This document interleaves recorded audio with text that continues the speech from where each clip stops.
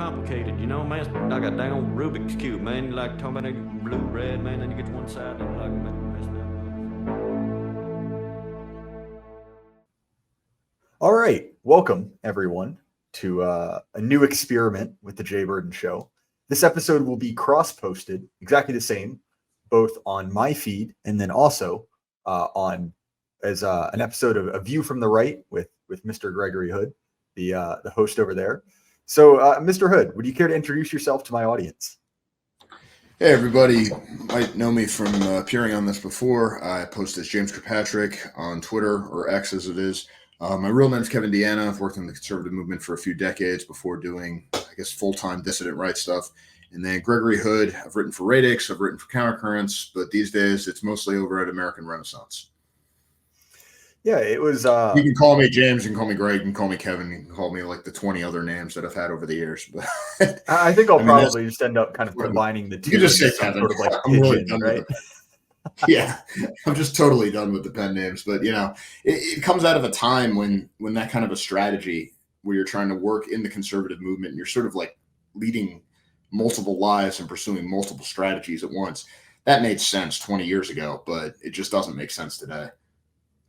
Yeah, man, that's actually sort of what I wanted to speak with you about. You and I have spoken a decent amount, kind of in real life. And, one of the things that came up is that you've been a part of the radical right for quite some time. I'm a younger guy. I'm sort of a relative newcomer. And so maybe that's a good place to jump off, which is, how have you seen this, and movement might not be the great word, but tendency, we'll go with that, change in the time you've been involved? Yeah, it's a really good question. And it's one of the things about being completely decrepit and gray and old is that you become desperate to pass on what you've learned to the younger guys coming in. And one of the things that really has changed is that when I was writing for what I think was probably my most radical stuff, probably my best stuff in terms of, you just didn't care. You weren't thinking about politics. You weren't thinking about reception. You were just going out guns blazing every single time. When I was writing that kind of stuff for Radix, most of which is just gone now because of the purges, and for Countercurrents way back when, and we're talking decades ago, well before the alt-right was even a thing. I think maybe even before the term alt-right was coined by Paul Gottfried. All of these things were published, and you could even talk about it a little bit within the conservative movement. It's not like people didn't know what I actually thought or what I actually did, but nobody cared. It was just sort of kind of a harmless eccentricity. And there were no stakes. I remember Paul Gottfried at a conference, again, this is decades ago, offhandedly making a comment that Patrick Buchanan was our window to the outside world, meaning that he was the only one in any way who engaged with this sphere in any tangible sense, who might get our talking points out there in some small way. And then you had Ron Paul, and maybe you had a little bit of that coming out, some of the paleo-libertarian stuff, but you were mostly just talking to yourselves. And a lot of the things people complain about now, like infighting, like personal attacks, like complaining that this guy or that guy is associated with this or that thing, that's a constant. That's always there.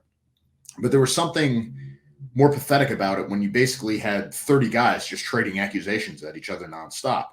And a lot of the people who were coming in when I was younger, we were impatient with that. And we wanted to make it relevant. We wanted to take it into the mainstream, which is why so many of us went into the conservative movement, started basically doing two things at once, where you were pursuing a career within Conservatism Inc., and at the same time, you were writing all this other stuff and doing all this other stuff under different names.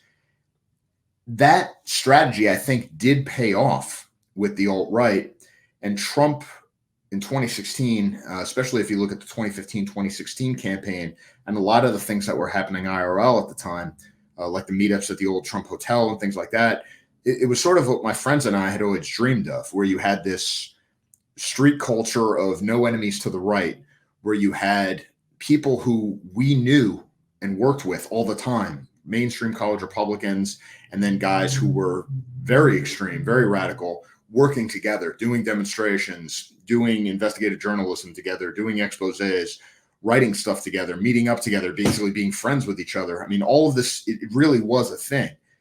But what changed is that once you become relevant. And once you become a threat, we were just so unbelievably naive about what was going to come. I remember the really, really extreme guys a couple decades ago saying things like, we're going to lose the internet someday. We're going to lose the ability to use banks at some point. We're going to lose the ability to get like a PO box or something like that. And we would all laugh at these guys and say, these old fuddy-duddies have no idea what we're talking about. Well, who's laughing now? All of these things happened, and the persecution is only going to intensify. And once that happened, you had not just a lot of the mainstream guys get scared off, but the more radical guys, particularly the most radical guys I've found, are the first ones to crack. And so now we're in a situation where what we're doing matters. People are noticing it. What was really tragic about the whole situation is how the younger guys who were coming in, we were laughing at these older guys who were making all these paranoid predictions that we're going to get thrown in jail, that we're going to lose the internet, whatever that meant, that we're not going to be able to use banks. We thought this was crazy. We were so stupid and so naive and so boomer-minded, even though we were like 20-something, saying that this is America. This would never happen. And I think we really forget how taken for granted the free speech culture once was. I mean, people make jokes about like what Call of Duty lobbies used to be like and what you could get away with then. But it was absolutely taken for granted by the head of every media organization, by the head of every social media company, that free speech was completely non-negotiable. One of the stories that Jared Taylor likes to talk about is Amazon went to the mat fighting reporters and fighting advocates and everything else for the right to sell a book telling basically sex predators how to get away with abusing children. And they said, sure, this is a horrible book and what it's depicting is pure evil, but we think free speech is so important that we're not going to censor even this. Now just about anything can be censored. And it really just takes one clickbait article from a reporter nobody's heard of and a person's entire career can be wiped out. Now that is as the idea of free speech once was. Certainly, and I'll probably get some criticism for this, but as somebody who's looked a lot into it and knows just about everything that happened with it, if you look at the Unite the Right protest in Charlottesville, which was sort of the high watermark of the alt-right and where the pickets charge, if you were, where it all just kind of fell apart. Well, one of the things that people forget about this is that the organizers there had a permit. And it was absolutely taken for granted by everybody involved that the police would separate the Antifa from the demonstrators, because that's what happened in every single protest up to that point. There had been a very successful protest, the free speech rally in Washington, D.C., like a month and a half before, with zero opposition. And you had all the big groups at the time, you had speakers from every single one of them speaking at that with zero problems whatsoever. And that was what people expected going into Charlottesville. They could never have imagined that the state police would be driving right-wing demonstrators into the ranks of Antifa. They could never imagine that they would have been tear gassed. They could have never imagined that they would have thrown out the permit. They could never imagine that the police would have simply abandoned their posts in the roads, thus allowing the car accident to take place, or the car attack, depending on which narrative you want to buy. All of these things happened because the system started doing things that it had never done before. And the alt-right was going into this stuff like Children, where we were making these radical critiques of the system, and in many ways far more radical than the kinds of things people are saying now, basically saying that the entire roots of the system need to be ripped out with nothing left behind. And at the same time, we expected the system to play by its own rules and to obey the old American guarantees of free speech and the rule of law and fair play. And in retrospect, it was just bafflingly stupid and naive. And I think I accept a large part of the blame for that, but then again, so does everybody else. Well, there's almost something to be said for, and I look at the Tea Party in sort of a similar lens, right? Which is you can't blame anyone for trying, right? That, there's a certain logic that, this is how you were taught about politics in civics class, right? Okay, if you have a grievance, you meet in public to air that grievance. Your elected officials will, react to your responses. And I think that it's entirely reasonable to give that a shot, right? It's like, all right, well, fair enough. We did what we were supposed to. I think to me, the thing I have less sympathy for is the people who, 10 years after that, right, where we've seen this run before, who are basically thinking, well, what if we just tried harder this time?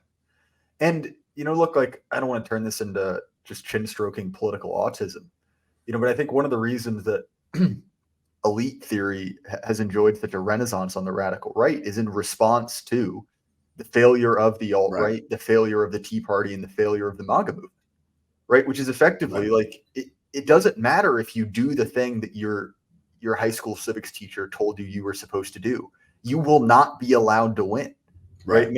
Outcomes will be sort of procedurally. Yeah, they're dictated. I mean, public opinion is dictated. I've always been a fan of elite theory since discovering the Machiavellians. And it should be noted that the theories of James Burnham, I mean, the greatest popularizer of that and the greatest philosopher who built on that was, of course, Sam Francis, whose name should be familiar to anybody involved in the white identity movement, and particularly readers of American Renaissance, especially older readers. Sam Francis, the closest we got to a magnum opus was Leviathan. And Leviathan has very little to do with race in a lot of ways. Mostly it's him building on James Burnham's theory of the managerial elite and how that works out in terms of managing the system we live under today. One of the things that's pretty interesting, I just wrote a very positive review, I thought, of it, was Orrin McIntyre's book, The Total State. And interestingly enough, in The Total State, though he certainly doesn't talk about Sam Francis's racial views at all, I don't think he even mentions them, he talks a lot about Sam Francis and the way he built upon Burnham's ideas and built upon elite theory. And I saw that as a kind of posthumous vindication for Sam Francis. The interesting thing about Francis, too, is he wrote a little pamphlet, and I think it was in one of the Mooney, if you remember those guys, the weird Asian cult that was bankrolling the Washington Times for a while, was bankrolling all these conservative groups during the 80s and 90s. There was this weird publishing house, and for whatever reason, Sam Francis got an essay published in that.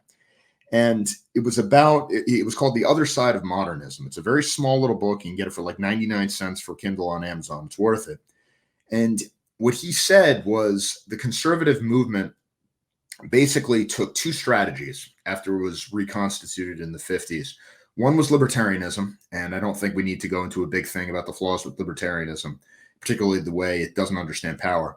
And then the other one was sort of a mystical or religious or traditionalist understanding where we're just not going to talk about the world as it is. We're going to talk about the world as it should be and what we're morally obligated to do based on this dogma or these abstractions that I came up with one day.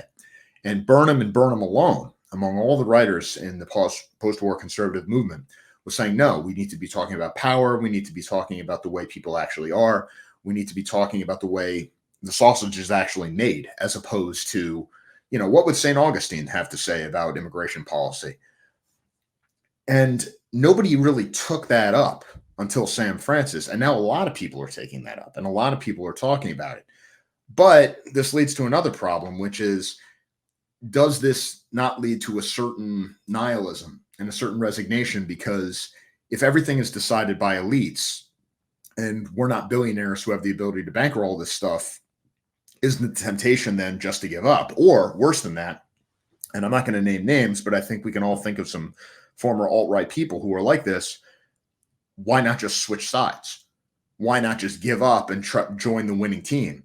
Join elite human capital, so to speak, where you basically say, actually, I was supporting these dysgenic dregs, but now I've seen the light, so I'm going to try to come around and support, I don't know, Gavin Newsom or whatever, and try to be part of these. This is the unironic Democrats are the real racist types. Yeah, right. And there are, and I've read these kinds of arguments, and I follow a lot of these people, and I read them, but one of the things that I want to stress, and this is why, I don't know, I sort of feel like the last man standing sometimes, is that I've been doing this for a very long time, and I've never really changed my mind on anything truly fundamental. I mean, my religious views, my political views, the way I look at the world, what I think, what I want, what I think needs to be done, all of these things, I may have changed some of the tactics or some of the details, but basically what I believed in 2008 is what I believe now.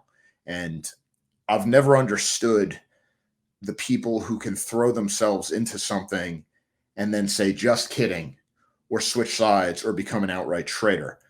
And it's not, this isn't even meant as like a moral criticism. I mean, maybe this is just my own autism talking, but like, I've just never understood it. I can't put myself in that mindset, but that's part of human behavior too. I mean, most people are constantly recalculating what is best for their own advantage. And when you see people change their mind, change their most fundamental beliefs, change their ideology, most times what's not happening is, oh, I read some books and changed my mind. What they're seeing is their own situation, and they're saying, well, what can I do in the situation I'm in to maximize my own advantage? And that's most of what human behavior is, and that's what the Machiavellian tradition teaches us.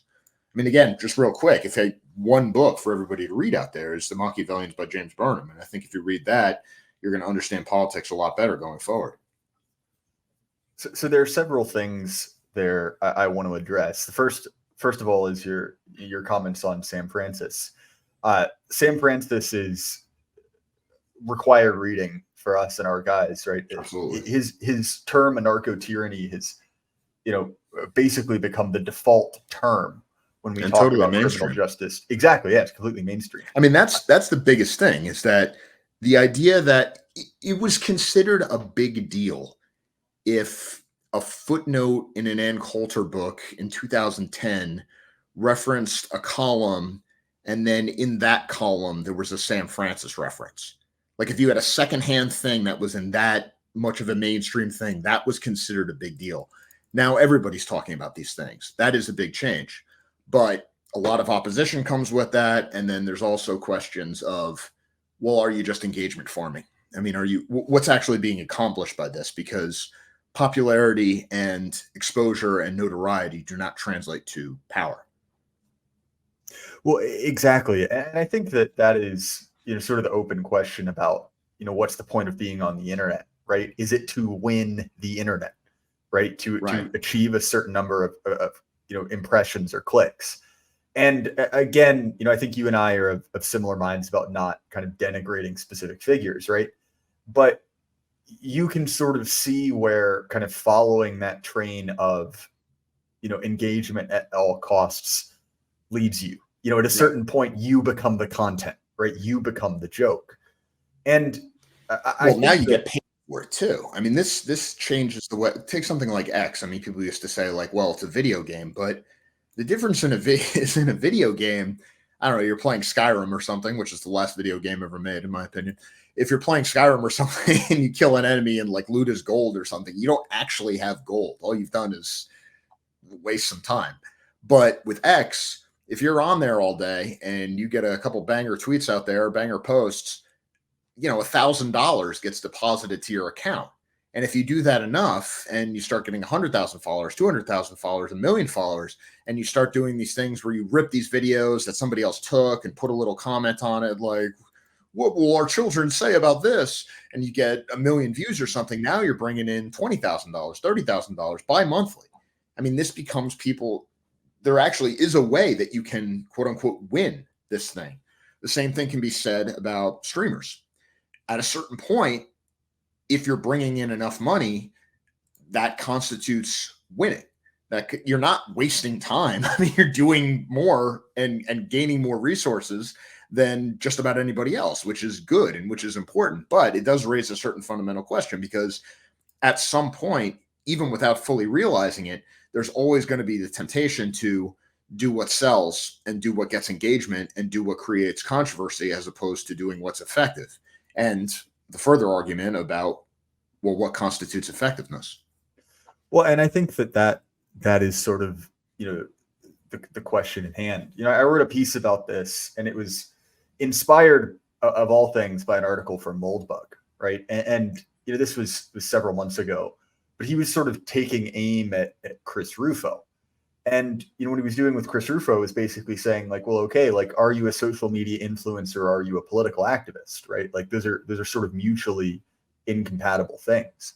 And I think that there's a lot of confusion about that, right? People who are effectively pundits, right? People who have opinions that, entertain people on the internet, which is probably what I qualify as, right? Present themselves as kind of activists. And, maybe there's a little bit of a gray area there, but I do think there's a lot of kind of deliberate obfuscation on that point. And, this is something I think about a lot, right? Because obviously I have a podcast, right? I'm narcissistic enough to put my voice out there. But nonetheless, right, it comes down to that question of like, well, why are we doing this? Because, if we're trying to win the internet, right, if we're trying to just, cash in on, right, money from Twitter or any other social media, well, one, there are probably better ways than radical right-wing politics, right? As someone who's recently had a video struck from YouTube. Yeah, I mean, But that's nonetheless, when people right? are like, "Oh, you're a grifter." It's like, if I was a grifter, I promise you, there are a lot easier ways of being a grifter. Grifting for $180 Yeah, a grifting month. for what? Yeah, exactly. I was like, and obviously there are some people who can make a very lucrative living doing streaming who are far right, but kind of the exceptions that prove the rule. I mean, the average person is not going to be able to become a millionaire being streaming. Now, some people are, and some people could be, but not most people. And it takes a level of dedication. And even the people who are able to pull that off, you're going through obstacles people on the other side don't have to face. I mean, Hassan Piker will never face opposition from power in his entire life, barring a literal revolution. Like, he will the most milquetoast college Republican anywhere in the world has faced more opposition in a day than he has his entire life. And that goes for every single left-wing streamer. They'll never get banned. They'll never have to deal with any real problems. They're never going to lose their bank account. If there's some minor problem, they're going to make up with it with adoring press coverage. They'll be better off. People like us are always going to have to take these things for granted, that the mainstream platforms will cut you off, that you are going to be relegated to these things, that you're going to have to deal with physical opposition, that law enforcement may or may not decide to screw you over regardless of what's actually happened, that the bank might just steal your money. I mean, there are cases I know of on people I know IRL where, $50,000 just gets stolen from them and there's just no appeal. There's nothing you can do about it. And people were like, well, they can't do that. And it's like, no, they can do that. That's the system we live in now. This is why it's always kind of, not to go after the boomer right too much, but when people do kind of the, oh, well, these colors don't run, or, oh, we have the Second Amendment to protect us from tyranny. It's like, well, it already came and nothing happened. Nobody did anything. I mean, we're already living under a system that is far, far worse. It's not even close, in my opinion, to what existed in the Eastern Bloc or the late Soviet Union. And the average reaction is nothing. Now, that tells you a lot about the superiority of elite theory as opposed to other ways of interpreting the way people work, because people can get along under just about anything, and they do adjust to power. And if you are waiting for the people to spontaneously rise up and do something, you're going to be waiting for a very long time. Well, and this is sort of why, and I know that you mentioned we didn't want to just like make fun of libertarians for a full hour, as fun as that might be. But this is really why I think that the libertarian movement has just combusted after COVID, right? I don't follow that movement exceptionally closely, right? But obviously the big news story is that Trump went to the Libertarian National Convention, right? They're sort of at the tail end of their own kind of populist insurgency, the Mises Caucus, who I'm not exactly up to date on the news, but it seems like that group has been they've either self-deported or been purged, and the libertarians are clapping like seals over the fact that they rejected any sort of connection to Trump and have put in a pro drag queen story hour, pro open borders homosexual who absolutely nobody cares about, right? And they view this as a win. It's complete nonsense. And again, I don't want to turn this into Grandpa Kevin Deanna's like stories of old timey happenings, but there's an old man talking. Everyone show up and listen to him. But the Ron Paul to alt-right pipeline was a thing. I mean, when the alt-right was a first thing, the first people who ever wrote on the old alternativeright.com website were Richard Host, whoever that is, and me writing under my own name. And the first article was about paleo-libertarianism and about the Ron Paul revolution, and mostly about non-intervention in opposition to the Iraq war. Race was a thing, but that wasn't the main thing. That wasn't what the alt-right was all about initially. White identity as the preeminent issue came a little bit later. even the demographic change that we're dealing with in this country, although it's been happening since 1965, the real magnitude of it has only become apparent to most people in the last 10 to 15 years. And it's accelerated so much in that time. Well, I mean, it certainly has. As I've said before, on air, my wife works as a school teacher, and a non-insignificant portion of her day is spent dealing with students, new arrivals, who speak absolutely no English whatsoever, who weren't they don't even speak Spanish. They don't recently. even speak. I mean, I remember reading the stories from VDARE way back when, and Pat Buchanan and stuff. Again, these are like 15, 20 years ago, where it was considered a scandal because you would have these cases in Los Angeles, say, where these people would show up and they didn't even speak Spanish. They would speak some weird Mayan dialect that nobody had ever heard of. And of course, you would get a federal lawsuit and the district would have to pay however many $1 million to find somebody to come in and interpret them, because obviously we can't have them speaking English. That would be a civil rights violation. Well, now this is happening everywhere. Now this is happening in schools in Tennessee. Now this is happening in schools in Minnesota. And it's not happening because people just spontaneously go there. It's because the government funds NGOs, particularly the churches and the HIAS, which used to be known as the Hebrew Immigrant Aid Society, but I think it's now actually just known as HIAS. I think they changed their name, where they actually fly these people to these areas and settle them and pay for basically everything that they want. And occasionally people will say things like, well, why didn't Americans react against this? They did react against this. California reacted against this with Proposition 187. They voted specifically to deny education to the children of legal immigrants. But the court just said no, threw it out, because the hallmark of democracy is that the people actually aren't allowed to decide anything important, and that it's a system of government designed to prevent change. If that doesn't tell you the superiority of elite theory in terms of explaining how things work, I don't know what does. But it brings us back to the initial point. If you believe that, and I think this would be a challenge to maybe both of us, if you believe that, why are you doing this? So this is actually something that I've talked about it at great length.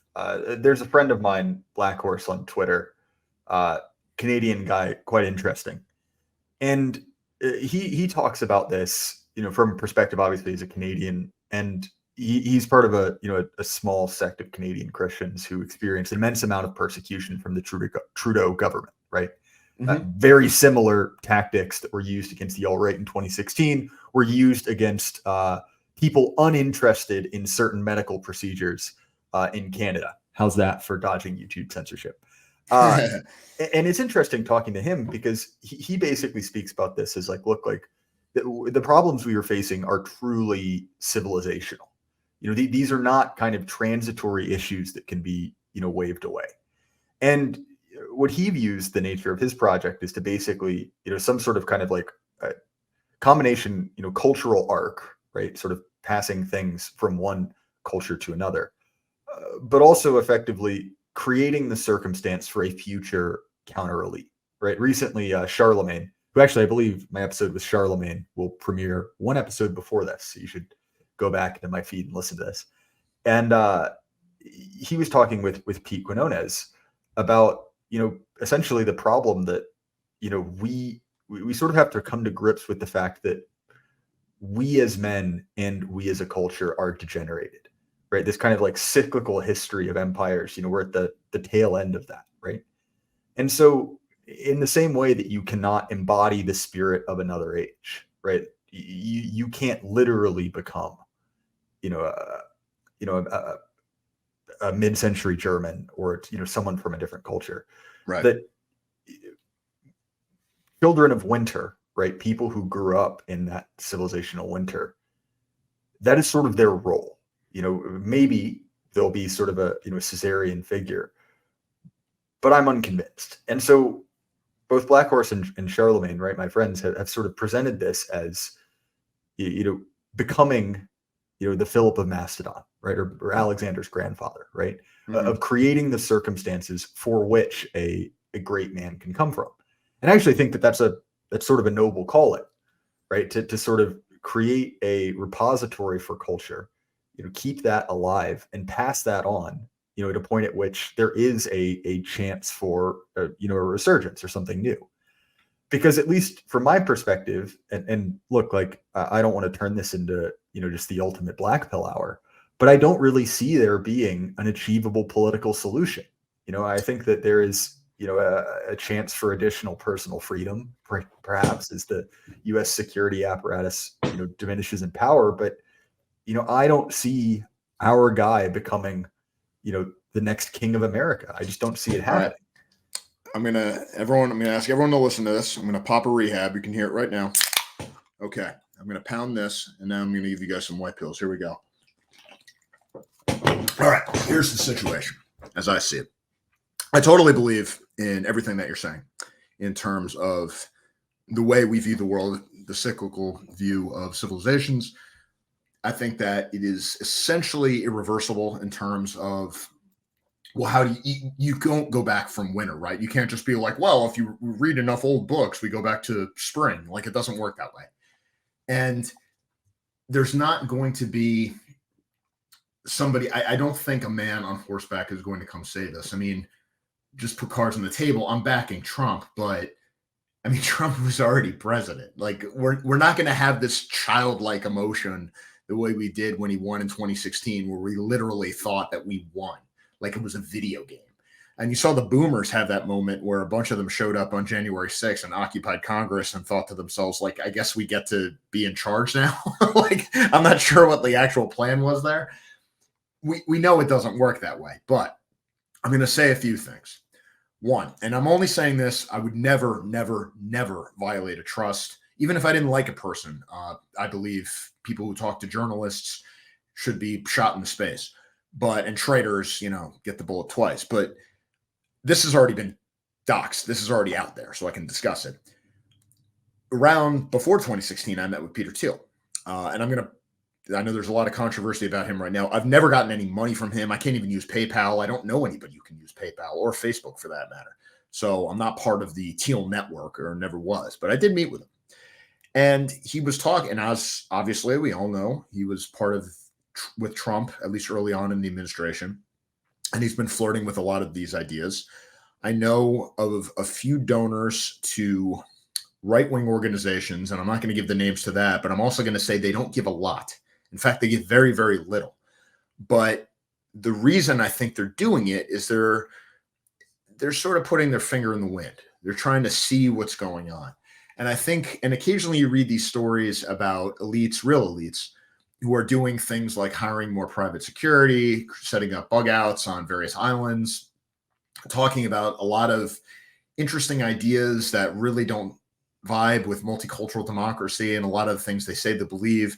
Certainly we can name various celebrities and various plutocrats who've been essentially kicked out of the companies that they created.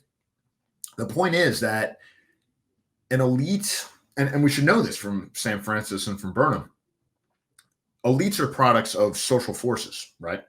And so if you have social forces that arise that are not totally under system control, it allows the potential of new elites, a new circulation of elites that can change things. Certainly the internet emerged largely because it was not totally under central control, at least not initially. And so you have a lot of people who have made money from this, who have pioneered new markets, who have pioneered new creative directions. And even though that is all being kind of brought under control now, that money is still floating out there. And there are still people talking about these things and realizing at the highest levels that the system doesn't quite work. We also have people out there who are part of the apparatus of power, and maybe you're not dissidents on certain issues that I think a lot of us would consider to be important, like, say, Israel or American foreign policy. But you look at a guy like Eric Prince. I mean, this is not a dissident in any real way. I mean, he's as connected to power as you possibly can, but look at the things he's talking about. Look at the issues he's discussing. I don't think he's alone. I think a lot of people at the highest levels understand that things can't go on this way. And democracy appears sclerotic. It's exhausted. There's no real ideological push behind it. This is not the French Revolution where people are storming the barricades ready to fight. These are exhausted old people lecturing the young about what they are and are not allowed to believe and think. I think his name is Daniel Cohn. I can never pronounce his last name, but he was from Bendit or something. But he was one of the French radicals in the May 68 rallies. And then he got to the European Union Parliament and basically spent, I mean, this is the initial basically anarchist uprising where the only thing that is forbidden is to forbid. And he ends his career in the European Union trying to get free speech banned and babbling about climate change. The current paradigm is just done. We all know it's done. And the only question is, do we have enough people behind us, enough resources, enough coherence, enough dedication, enough willpower to actually present and fight for an alternative? Now, I don't think that the answer is necessarily yes. I mean, look at South Africa. People can get along under just about anything, and people will sometimes choose decline rather than the danger of fighting for something better and risking losing everything. People are inherently conservative in the worst sense, and people are inherently cowards in the worst sense. But that's not necessarily inevitable forever or for everyone. And I think there is a lot of motivation, and there are a lot of people within our circles who their ideas and what they're talking about is being taken very seriously at levels that you may not expect. And that should be a major white pill to people. So things can change, and they may change far more radically and far more quickly than people think.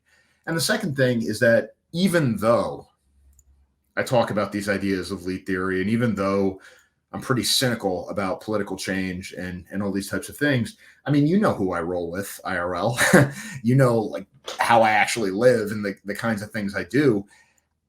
When it comes to how I actually live my life and what I actually do and who I consider my friends and my brothers, I basically operate on a vanguardist theory, which is that, and I believe what Evola said, that if there's hope, it lies with people who can live completely outside the current order, holding with absolute fidelity to each other and to a certain set of ideals, and you can build a community that way. And the interesting thing about that is that 20 years ago, I fell in with some people and joined it, and that's kind of determined my life ever since. But it was the only one I knew about at the time. There are a lot of groups running around right now, and they're not out there making headlines. They're not out there making spectacles of themselves. They're having families. They're having kids. They're building tribes in a true sense, not in a LARP sense, but like lots of families living together and buying land and doing businesses. These are ways you can actually survive and have a good life, even if we don't seize state power within the next 10 years. And I think we do need to, I don't think you can lead a dual life the way people could have 20 years ago, where you try to like work in Washington, D.C. and go to think tanks and hobnob with congressmen and stuff. And then at night, write articles for, Richard Spencer or something. But what you can do is you can set up your life so you're outside the system as much as possible and you're leading a meaningful life, while at the same time still thinking about how can we win over elites? How can we create new elites? How can we dominate new social forces? And how can we seize state power within our lifetime? I mean, again, even if we agree that the winner of our civilization is upon us, what did Spengler say was the necessary consequence of it this time? It would be the age of the Caesars. What did Yaki say, even after the Second World War? And he was one who took Spengler. If Francis is to Burnham, I would say what Yaki is to Spengler. And Yaki said that what is the ideal for the age of our civilization now? It's the idea of the Western civilization state. So, I mean, there are ways to move forward, both in a small scale practical sense and in a large scale idealistic sense that I think are there for everyone. And it's important to be realistic and not to get caught up in enthusiasms where you charge the guns and destroy your life. I'll caution the younger guys, especially with that. But you should never lose that insane, irrational belief that we're actually going to win the whole thing and we're going to live to see it. So there are several things I want to address. One, that was a pretty good rant, I thought. Yeah, that was a great rant.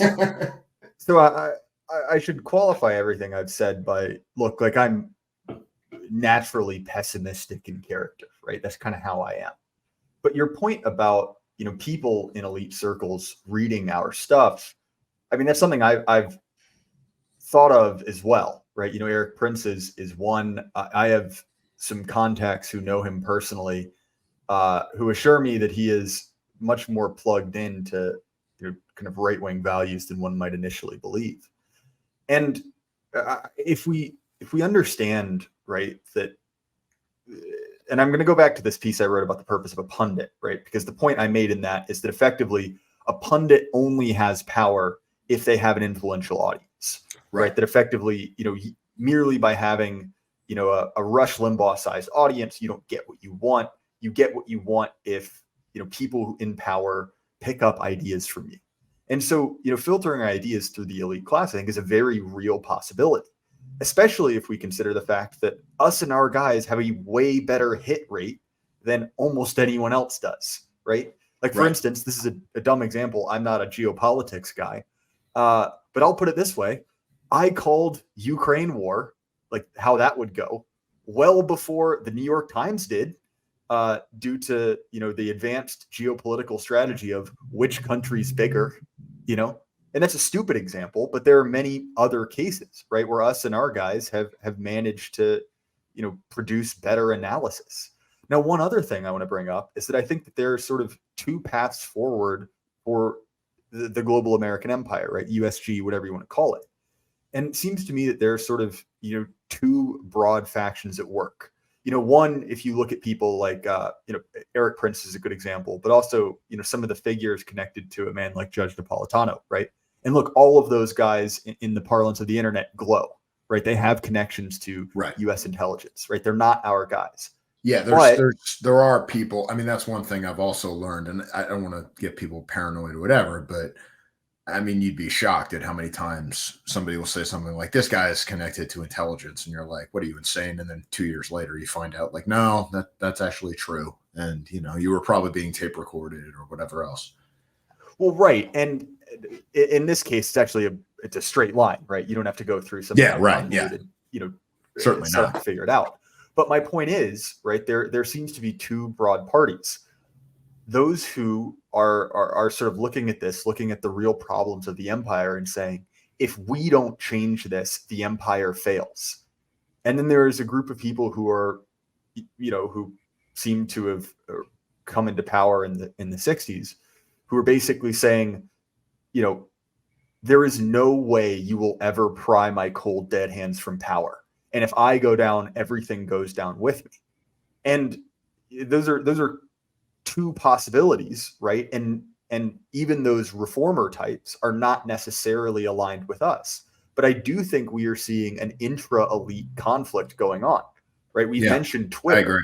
And obviously, Musk is not, exactly who I would want to own Twitter, right? If I was designing the ideal CEO. But it's very clear that he is not aligned with, the kind of a certain party in power. For instance, you'll notice that he got taken on a tour around the world to look at a certain number of sites, right? Because he wasn't doing something that he was supposed to. He's been hit with any number of lawsuits, right? Right. And again, I just need to say this over and over again because it's the internet and there's no subtlety on the internet. That doesn't make him one of us.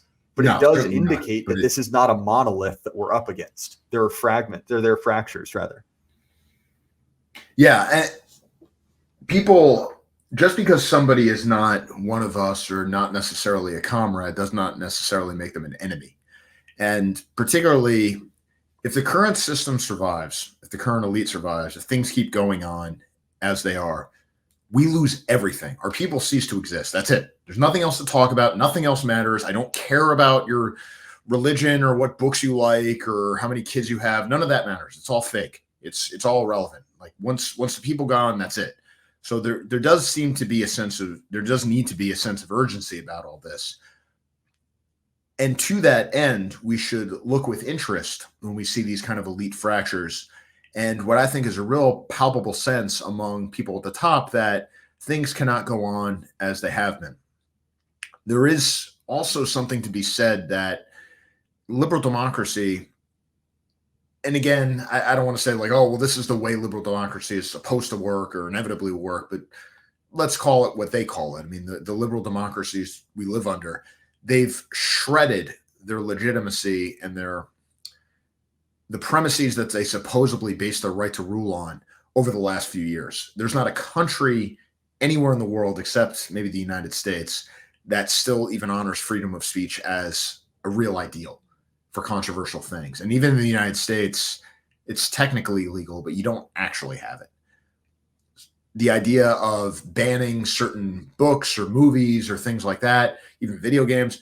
I mean, these are the sorts of things that they would make entertainment about, making fun of the so-called far right a couple decades ago. Now, this is just what journalism is. What journalism is finding stuff that people are doing, complaining about it, and trying to get it banned. The government can swoop in without any charges, without any justification whatsoever. It can take your money. It can pressure banks to drop you. It can do all sorts of crazy things that are something out of a Soviet nightmare. And these happen all the time. And certainly the whole country right now is watching what's being done to President Trump in a New York courtroom. And I have to note that the same people who push this, it's the exact same attorney general, or it's the exact same state legal system, black-run legal system, where they're going after VITA and basically taking away that foundation's money, even though no crimes have actually been charged. So we're already in this system, and we have to think of a way to disrupt it. And I'm not particularly interested in ideological purity at this point. I'm more interested in shaking up the system by any means necessary, because it has to go down, or it has to be radically changed. If it continues as it goes, we lose everything. And so when we see these kinds of elite cleavages, and when you see someone like Elon Musk emerging, and you see that he is a threat, because they, as you pointed out, they wouldn't be throwing these lawsuits and federal charges at him if they weren't trying to destroy him. That should tell us that this isn't just for show. I mean, there's an actual battle for power going on, and it's sort of like an iceberg. I mean, what we actually see is probably just the beginning of it. Well, one of the things that I think is interesting, and there's sort of a overly deterministic strain of thinking in our sphere, and actually you see this, I think, in Burnham, right? And it's probably due to his Marxist roots.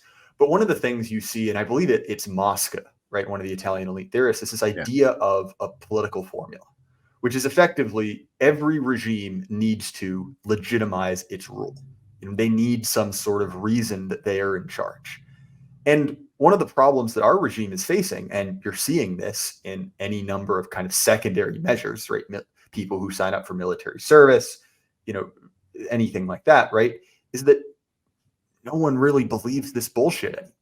No.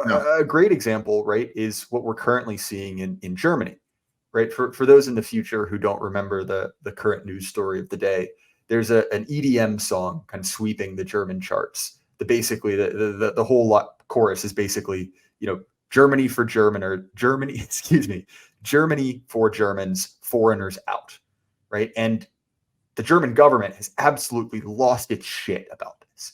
They have German politicians threatening to throw kids who've been singing the song in jail for 5 years, you know, all of this.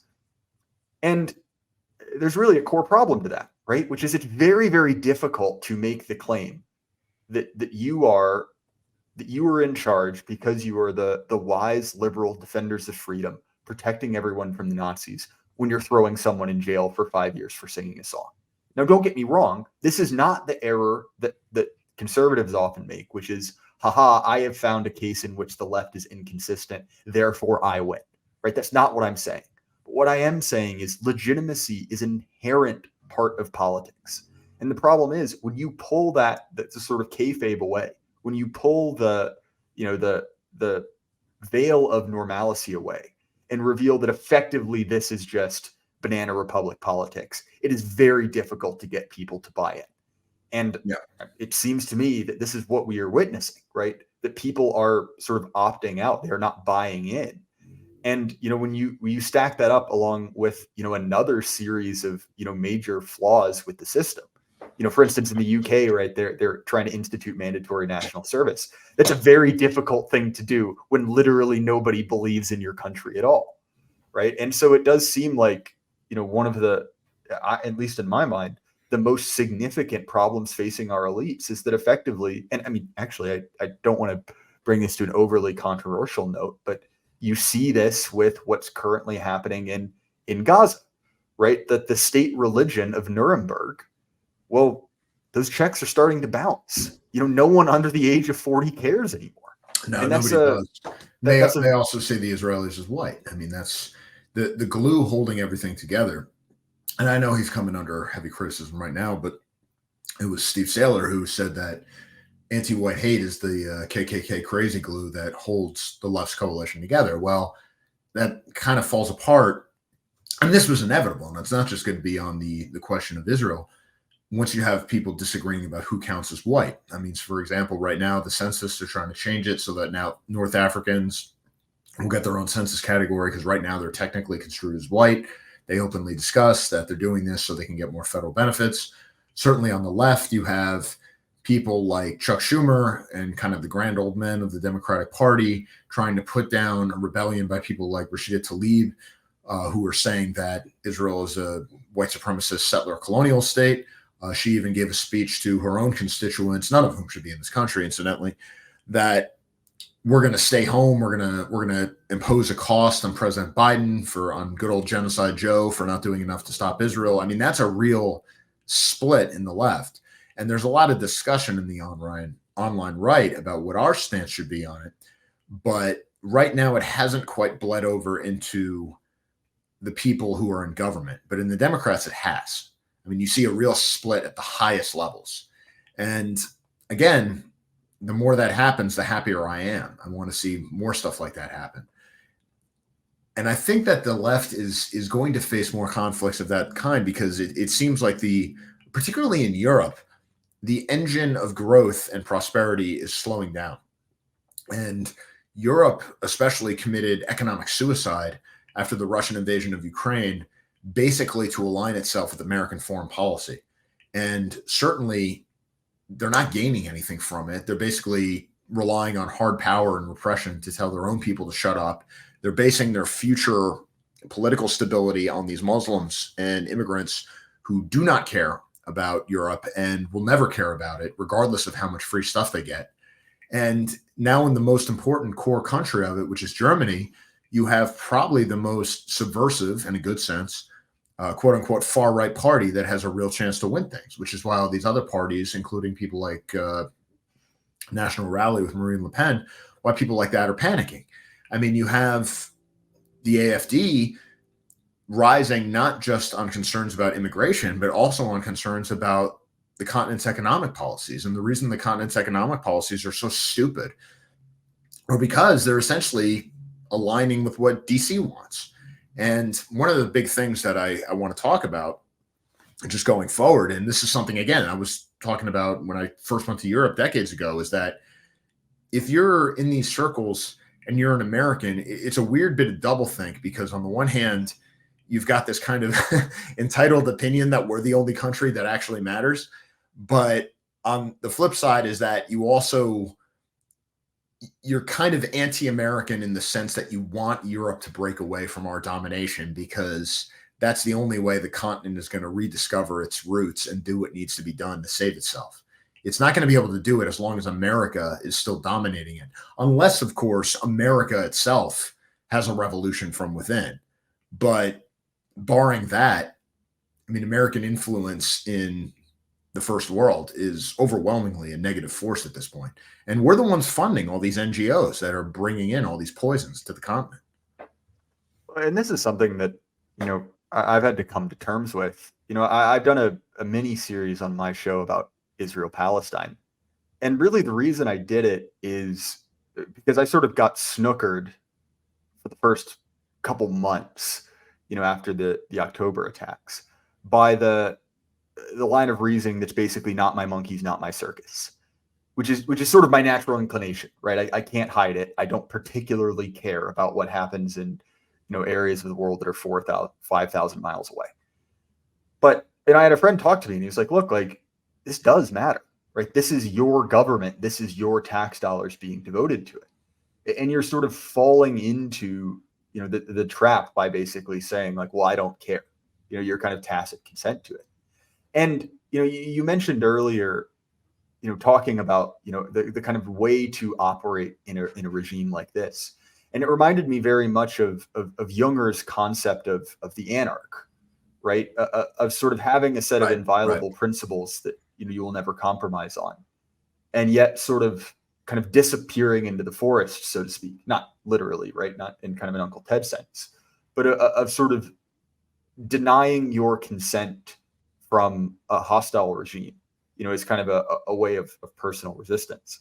And to me, I think that was and it's The Forest Passage, I believe, is this book on the subject for those interested. And I found that particularly poignant during COVID, right, where there was very much a kind of, like palpable feeling of being an outsider. But I think it's something that, we will need to become comfortable with, right, both on a demographic level, but also on a political one. Especially if, my kind of worst fears come to pass and there is some sort of, like real deal, mobilization. That's maybe a discussion for another time. But sorry, Kevin, I got off on a rant there. No, the rants are the best part. I mean, the rants are very important, and relating to Younger. I mean, the idea of the Forest Passage and the concept of the anarch. I mean, these are ideas that me and the guys talk about a lot. And I think he's one of the few who really lived, I think, the way people are meant to live in the modern era. Who did? I mean, I just wouldn't change anything that he did in terms of how he approached life.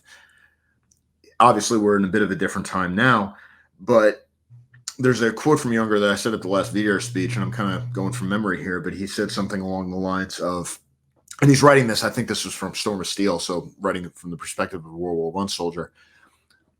Perhaps we one day will be envied. He said the faith of this time will one day pass, essentially meaning patriotism. And then when that happens, perhaps we will be envied as we envy the saints their irresistible will.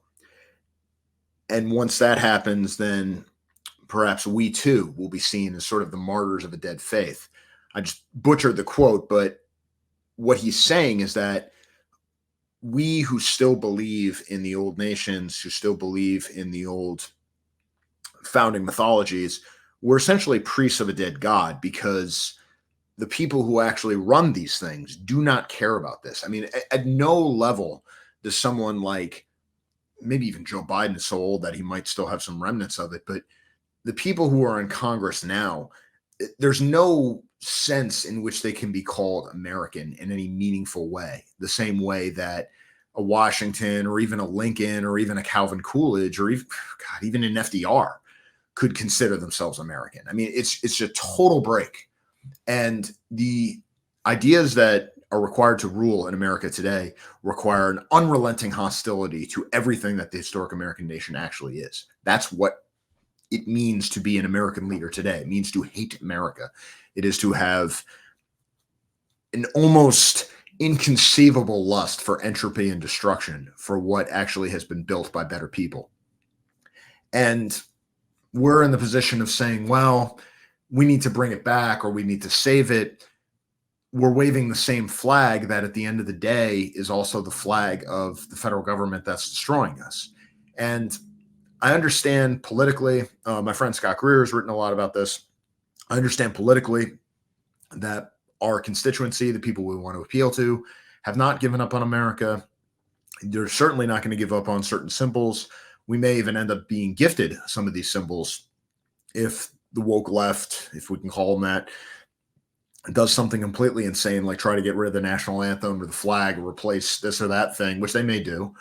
But I think for those of us who are really in the know, who are trying to build something new, we can't go back. You actually do have to have a vanguard. The difference is that vanguard can't just be an online subculture, and it can't be something that can be destroyed by ideological arguments. It has to be something that exists in the real world and that orients your life, and that it can continue to build and grow regardless of what's happening in the larger political scene. And I think, when I first started out in politics, the first company I ever worked for was a company called the Leadership Institute, which I actually still recommend to people. If you were thinking to get involved in politics, it's a good place to go to training. You get a first job until you figure out what you want to do. But one of the things they gave us was this sort of guide to the political process. And one of them was have a secure home base. And for me, having a group like that is having a secure home base. I mean, a lot of the big questions are taken care of. Who can look after my wife if I have to go on a trip? where can I go if I need to get money on short notice? What can I do if we need to build something? We got to get a bunch of guys together. Where can I turn to for physical protection if there's a big threat coming my way that I can't handle by myself? It's nice not having to worry about these kinds of things. And I think that's one of the things that a lot of the people in our spheres, regardless of your religious tradition or any of these kinds of things, it's important to have a tribe. It's important to have people at your back because it keeps you grounded in a way, and it prevents you from breaking your bonds of loyalty and to your ideas and flying off the handle, because online discussion is just not, it doesn't translate one-to-one into real world political action or the way you should actually live your life. And I think you and I would probably agree. I mean, it's amazing the healthier way you look at the world after an enforced break on Twitter, if you know what I mean. No, certainly. And I love X. I'm on X all the time, but I mean, I try to only post on X while I'm doing other things. I mean, I very rarely post on X from my computer. 99.9% of the time I'm on the phone and it's like I'm standing in line or something. I think that this is a dumb statistic, 99% of my tweets are posted and composed at roughly 65 miles an hour. Only drive. I'm totally like just absolutely ratioing like politicians and NGO heads while veering lane to lane and like flying all over the place. So to actually address your serious point, if we're kind of looking at, what is the point of this? You've mentioned that term vanguard, a number of times. And the great Thomas 777 has this line, and you'll have to imagine his accent, right? Where he basically says, look, like, we're not the Jehovah's Witnesses, we're a vanguardist movement. We don't need the 50+1% of normal people. And if you look at how political change has happened, it never comes from, an upside down, street-based movement, right? There are always these kind of, groups associated with them. And well, okay, like let's kind of blend that theory with mine. Like, let's say this isn't, a single generational project. It's a multiple generations long project. Well, okay, how do you build that? The answer is basically social capital, right? You have to have people you trust. You mentioned that, people you can go to. You and I are in sort of different circles, but we both have gone about that same project, right? I'll mention this on air, even though it's kind of a silly example, right? I recently needed to buy a vacuum cleaner. I know a guy who's autistically obsessed with vacuum cleaners. One of our guys for politics. Yeah, see, so he sends me the true underground power network, right? Right, and he sends me an 8-minute long voice message on exactly the right kind of vacuum cleaner to buy. I do it. It's a great vacuum, and that's a stupid example, right? But there are real ones that matter. You mentioned the case of, what do I do if I need money fast, right? What do I do if I'm in physical danger? What do I do if I need a place to sleep tonight, right? That's the kind of real social capital that actually matters. And if you look at certain minority diaspora groups that do very well, you can think of any number in your head. Well, how do they do that, right? Well, effectively, they have a informal network of trust, right? So infamously, this is how certain diamond merchants work, right? Well, how do you transport a number of extremely expensive jewels a long distance? Well, a guy in a city, right, who trusts each other implicitly. And so instead of going through the normal channels that anyone else does, right, you have that sort of network of people who you are on board with, right? My point is not to emulate any one group in every way, of course. That's just an ancillary example. But when you look at, like, okay, what is a good use of your time, right? Look, like, you and I both agree, Twitter's kind of fun. It's like crack. I can't stop. But, what are you better suited? Amassing a certain number of audience, a certain number of listeners, right? Or building something real. It's one of the reasons that I've been so pleased with, the projects that the OGC has done, right? Creating this network of chapters, creating, organizations in multiple locations with the goal of building local social capital, right? Taking the kind of connections you make on the internet and bringing them kind of into real life, because you're 100% correct, right? An internet interaction is in no way analogous to a real world one, right? There's a certain transfer, right? There are people I've met on the internet that have become, lifelong friends, but it goes back to what we were talking about at the beginning of this discussion, right? Which is, what is the point of this? And the point of it is not to, quote unquote, win the internet. Yeah. Well, I think that we shouldn't totally dismiss it in the sense that obviously, I think what people do, I think Keith Woods did a video on this where he said you should approach what you do on social media as a form of activism. And I think that that is true. I mean, it's not nothing. People do need to do these things. It does change the discussion. I mean, we only have to look at the way the sea change that have happened on certain issues, particularly American foreign policy vis-a-vis Israel over the last few months, and that's being driven by social media. That said, with the exception of the actual thought leaders who may be gaining some resources for it to continue the work, it's not something that's really going to benefit you individually in the short term, aside from, I don't know, psychological self-gratification, which isn't nothing, but it's not the same thing as a job, as a family, as money, as resources, as power. And we have to pay attention to those other things.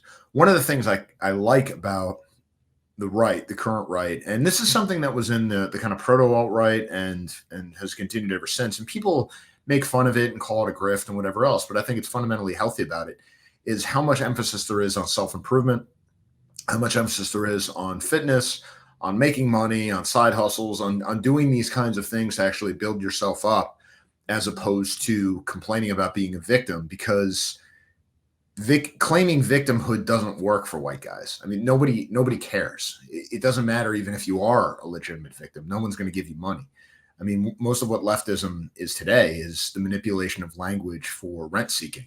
And that's just not a strategy we as white guys can use, because the whole system is rigged to make sure that we're not allowed to do it, that we have to pay for everything instead.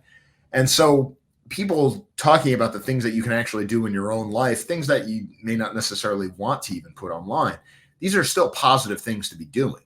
And that's why I remain very impressed by groups that are actually building stuff in the real world, especially, and including those that you may not have heard of, including those that may not really be advertising, but are still doing a lot of good work. The movement is a lot bigger than I think people know it is, than even our enemies know it is, because so much of it is being done on the ground.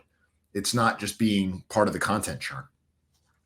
Well, and the reason I keep bringing up Thomas is because he's another guy who's been around for a long time. I enjoy talking to guys who have a perspective outside of, kind of the post-COVID or even the post-Trump years on the right. And one of the things he talks about is the incredible boon that the internet has been for the radical right.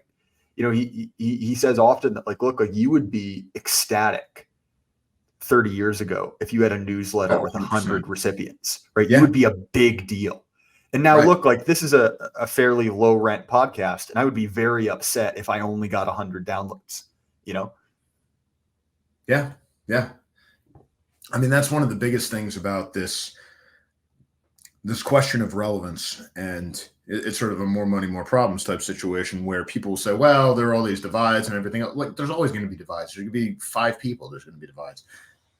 But the issue now is that we're in this fight, and we're in it in a way that we weren't before 2015. And whatever people say about them and whatever betrayals are coming down the line, and there will be some, just, prepare your bodies now. It's going to happen. At the end of the day, the guy who deserves more credit for this than anybody else is Donald J. Trump. It would not have happened without us. Remember what a big deal it was when he retweeted that one Can't Stump the Trump video that had the Pepe in it? That was a national news story. Now that happens every day, and no one cares. I mean, it's a dramatic transformation, and the GOP has not been taken over. We're not infiltrating it. We haven't seen a real widespread change on the levels that we want. The way these guys in Congress actually act is very similar to the way they acted 20 years ago, but within the rank and file, within grassroots opinion, and I think within what really matters, within the emerging elite, opinions are shifting, and people are at least open and listening to these perspectives in a way that they weren't listening to before.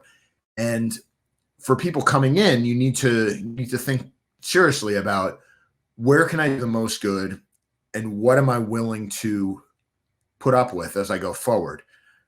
One of the biggest things, and it's counterintuitive, but I've just seen it over and over and over again. And I say this as somebody who, I mean, it's actually kind of a good thing that I guess I'm considered more moderate now, because, you always want the younger generation to be more radical than you. But at the end of the day, I mean, I come out of the European New Right in terms of the stuff I believe. I mean, I'm not like a normie conservative, even though I worked in the movement for a long time. But that said, one thing I've noticed is that the people who are the most radical, the people who are the most insistent on you have to take these stances, you have to publicly do this, that, and the other thing, a lot of times they're the first to break when the pressure comes to bear.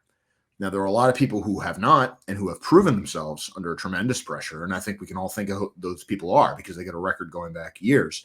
But we can also think of plenty of people who have broken and run and even switch sides and become outright traitors. And there's no explanation for it other than cowardice and this seeming inability to admit that what you did failed. And so you have to convince yourself that actually you were doing some secret, super smart strategy all along where you were actually working for the other side and you were doing this other thing. I mean, this kind of goes back to the idea of the Dems are the real racist type, the actual real racist type strategy. I think that we have to be loyal to our constituency, and however frustrating that is, and however whatever dead ends they go down sometimes, at the end of the day, the base of the American right is the American white middle class and the struggling working class and the people who you'll see at a Trump rally. And those are the people I want to help, regardless of how frustrated they get with them sometimes or some of the dead ends that I think they pursue. They're my people, and you got to back your people no matter what, because if you're not, what are you in this for? Well, and this will be an unpopular sentiment among the kind of too cool for you segments of the internet reactionaries. But one of the things you're going to have to admit if you say that you like conservative white people in America is basically that means you like cringe evangelicals, right? And you sort of have to realize that that these aren't the kind of proletariat your dreams are made up of. These are people with problems, and nonetheless, right? I mean, that's well, exactly. That's my feeling. But I've done this for a while, and so one of the things that I really appreciate about my past experiences working in the movement was not just dealing with college students and organizing them, and the incredible ideological diversity of all the different groups you were working with, but also running around and dealing with a lot of subcultures that I probably wouldn't have dealt with had I not done these things. I mean, I'm from the Northeast. I mean, I was raised Roman Catholic. I don't come from the evangelical subculture. I just don't. I certainly don't come from the evangelical subculture in the Deep South. But those are who I worked with exclusively for a very long time. And the thing is, I do like these people. I don't look down on them. I think that a lot of the answers they have, I've proven superior to a lot of the answers that the so-called smart elite people have come up with, particularly the way the culture has been going the last few years. And at a certain point, being part of a people and also having a true sense of one's own identity is the recognition that a lot of it is unchosen.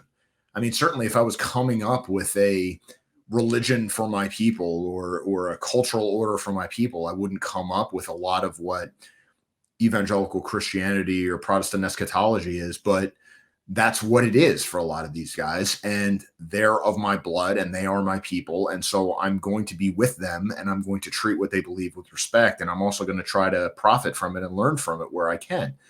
And I don't think it's my job, even though I obviously live differently in terms of what I believe and the spiritual practices, if you want to call it that I participate in. It's not my role to shame other people or scream at them that they're doing it wrong. You know what I mean? Like my job is to help these guys.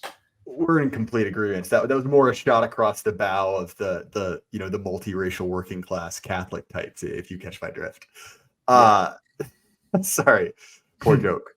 But anyway, man, we have gone on much longer than I thought I would. This was a great conversation. But if people want to find more of your work, what's a good way for them to do that? Well, on X, I've still got the old handle. It's VDare James K. I've got the James Polk avatar. I mean, again, real name's Kevin Deanna, but I've found that if I try to change it or try to go by my actual name, nobody knows who I am. So I'm just going to stick with it. So VDR Jams K on X, and then Gregory Hood on American Renaissance, and you can contact me through the company that way. And we're going to be starting up a streaming show pretty soon. We're just kind of working on some of the studio stuff on that, and there'll be a lot more ways for people to engage with me that way. And I'll be looking forward to taking some questions and talking more with a lot of you. And hopefully, I've got a lot of trips coming up. And then we've got the American Renaissance Conference in November, which I'll be speaking at. And we'll be posting the details and how you can register for that real soon. So obviously, if you can, come to that. That's going to be a really big one. And it's going to be really important because it's right after the election. So it's going to be I think the first major event where the American right starts to come to terms with whatever it is that we're going to be facing in November. Well, man, that all sounds great. I'm definitely looking forward to it. And again, thank you so much. This was a great conversation. All right. Thank you. Real pleasure.